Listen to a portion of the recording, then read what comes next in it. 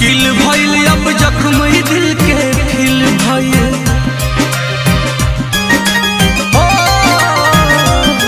दुनिया में जियल मुश्किल भइल अब जख्म दिल के खिल भइल।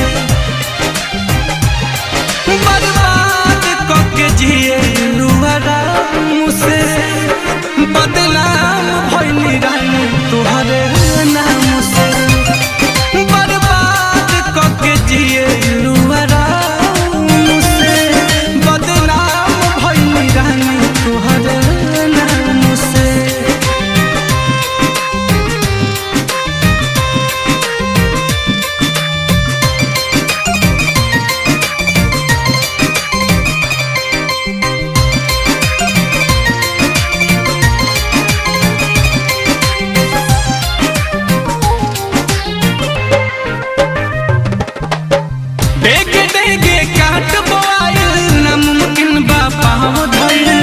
अपने खास देखल ना चाहे प्यार के दुश्मन लोग भइल।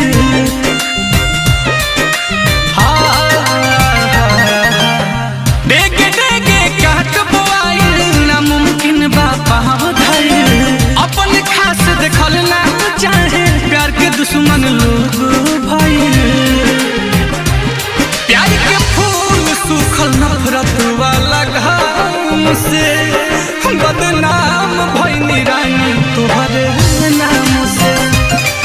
बर्बाद करके जिए आराम से बदनाम भइल रानी तोहरे नाम से।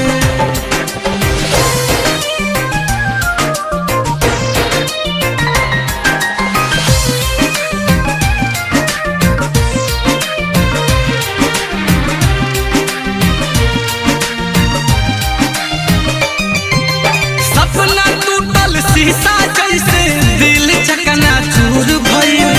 नीलकमल अखिलेश कलेश में मुएला मजबूर भइल।